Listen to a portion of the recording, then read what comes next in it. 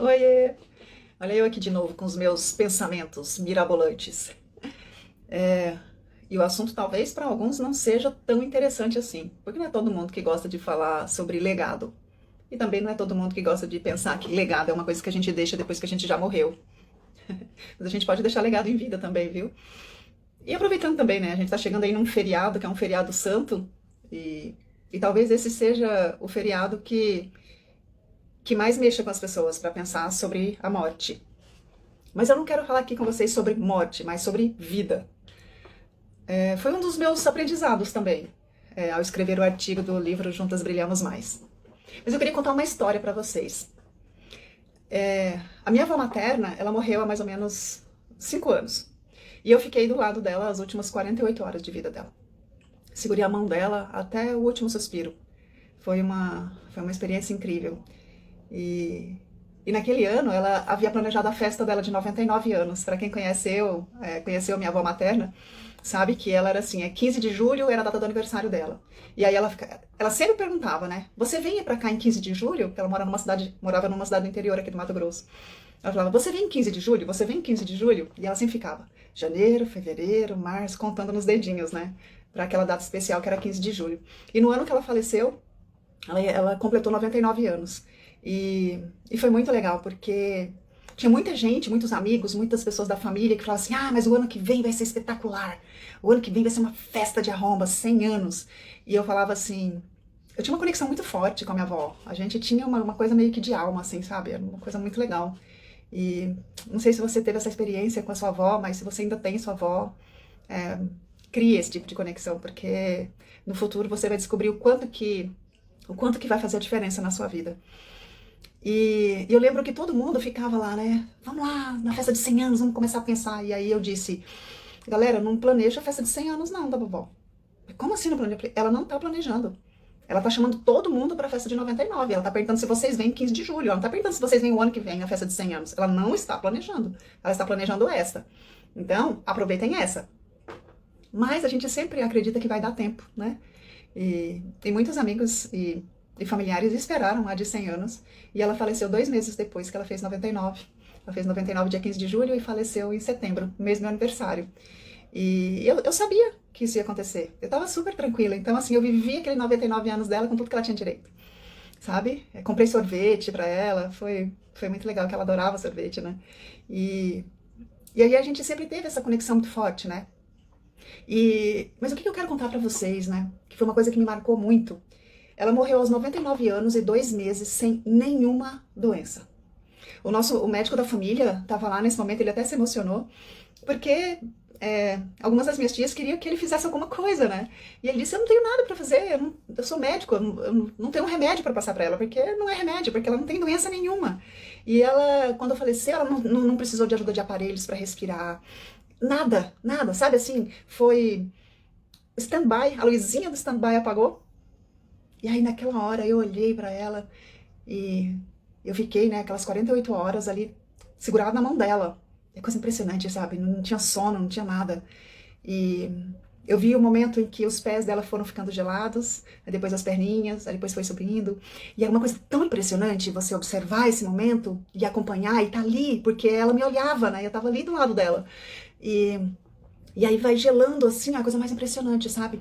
O gelo ele vem das zonas assim, mais periféricas, né? Aí o gelinho, o corpo vai morrendo assim, sabe? De fora pra dentro. Aí a região dos órgãos vitais e a face fica circulando sangue. Daí ele vai fechando, e vai fechando assim, sabe? O calor.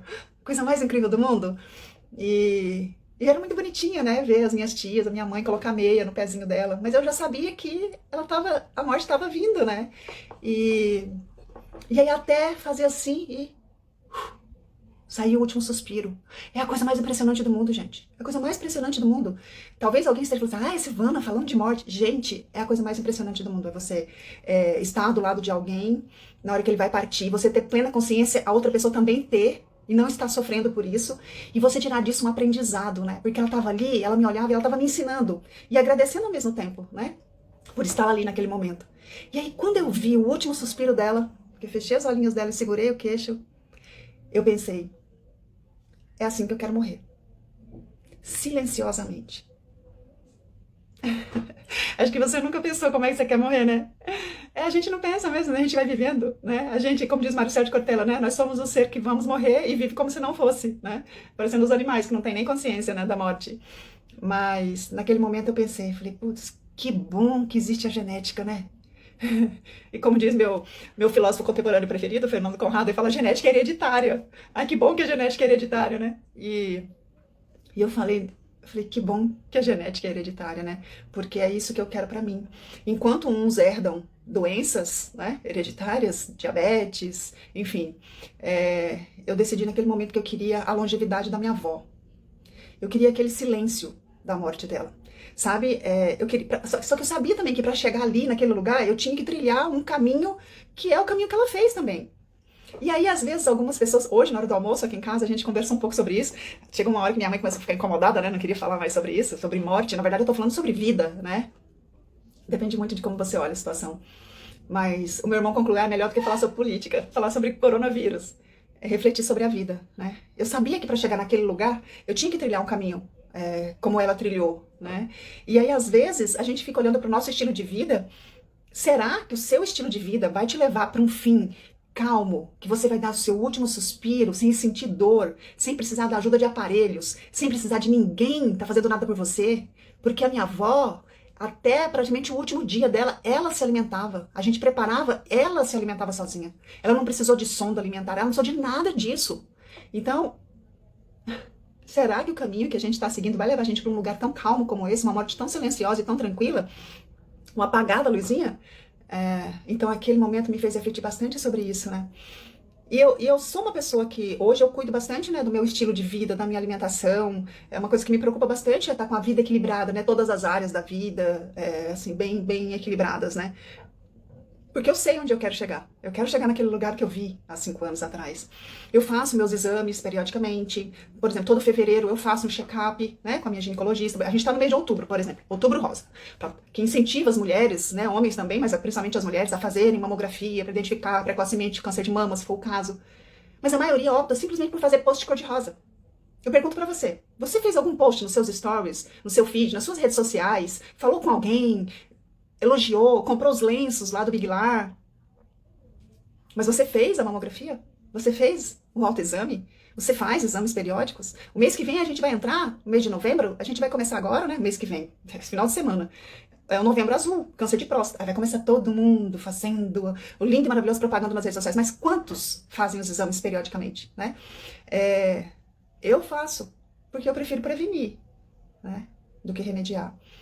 E também porque eu nunca tive medo da morte, né? Eu sempre tive essa plena consciência de que isso pode acontecer a qualquer momento. Isso pode acontecer a qualquer momento, agora, inclusive. Então, assim, eu tenho, por exemplo, plano funerário pago. Sabe por quê? Porque pra morrer hoje você vai gastar uns 20 mil reais, pelo menos. Talvez mais, dependendo do caixão que vão querer comprar pra você, do terreno que vão escolher, se é gaveta, se não é. Você tem dinheiro pra morrer hoje? Pois é. Mas isso vai ficar pra um outro momento, tá? Foi só uma perguntinha. Então, eu nunca tive medo da morte, né? Eu sabia que isso podia acontecer a qualquer momento. Eu tenho essa consciência, né? Mas eu sempre vivi muito bem. Eu sempre vivi bem. E sempre gostei, sair com os amigos, churrasquinho, uma cervejinha, né? Adoro um vinho de vez em quando com os amigos. Teve uma época que eu tomava refrigerante, né? Já faz mais de 10 anos que eu não bebo, mas teve uma época que eu bebia refrigerante. Mas uma vida bem tranquila, sem muitas preocupações, né? Eu sempre pensava, eu tinha consciência que ia morrer. Então, vai morrer mesmo, né? Então, vamos viver hoje, né? Quantos de nós, né? Quantos de vocês, né? Porque eu não penso mais assim, mas quantos de vocês talvez pensem assim? Ah, hoje que importa, para. E alguns até desligaram o vídeo. Nem vão ouvir o final da história aqui, que é surreal, que é muito legal. Mas o mais incrível, sabe o que é? É que eu não morri. Passou esse tempo que eu vivia, né? Do jeito que eu queria, comia o que eu queria, bebia o que eu queria, fazia o que eu queria. E eu falava, vai morrer mesmo, né? Só que a gente não morre, entendeu? E aí passa o tempo, aí vem a idade, aí vai chegando e você vai percebendo que você vai morrendo aos poucos. Aí tem aquele velho ditado que fala o quê? Ah, mas não tô com pressa pra morrer. Eu quero morrer aos pouquinhos mesmo. Pois é, só que quando você morre aos pouquinhos, com essa vida desregrada, né? Com a vida sem saber pra onde você quer ir, como é que você quer morrer, né? Quando você não sabe como é que você quer morrer, você vive de qualquer jeito, você vai perdendo qualidade de vida. E eu tinha dor de estômago, eu me sentia tontura com facilidade, eu tinha muita dor de cabeça, eu enjoava com facilidade com vários tipos de alimentos. Então, isso era o meu corpo dando sinais, né?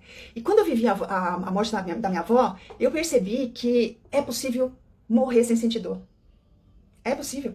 sem depender de remédio de pressão, sem depender de aparelhos. E eu tinha muito medo de precisar usar aparelho respiratório, porque por mais de 3 décadas eu tive crise de asma. Então eu tinha muito medo disso, né? Durante muitos anos eu tive esse medo. Eu não queria estar daquele jeito, nessa vida, sabe? Essa vida dependente de remédio ou de aparelhos. Vida pouca, né? Pouca vida, né? Mais ou menos isso. E pouca vida não é vida, gente.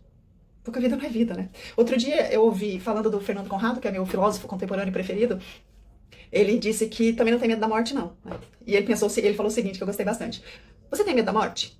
Por que você tem medo da morte? Talvez você tenha medo da morte porque se você morrer hoje, você vai deixar um monte de coisa sem terminar, né? Sem concluir.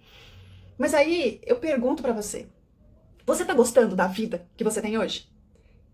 Bom, se você tá gostando, tranquilo, se dedica pra essa vida, vive. Agora, se você tá levando uma vida de M bem grande, não tem medo da morte também, porque tá uma M mesmo, né? Morrer, qual a diferença que faz, né?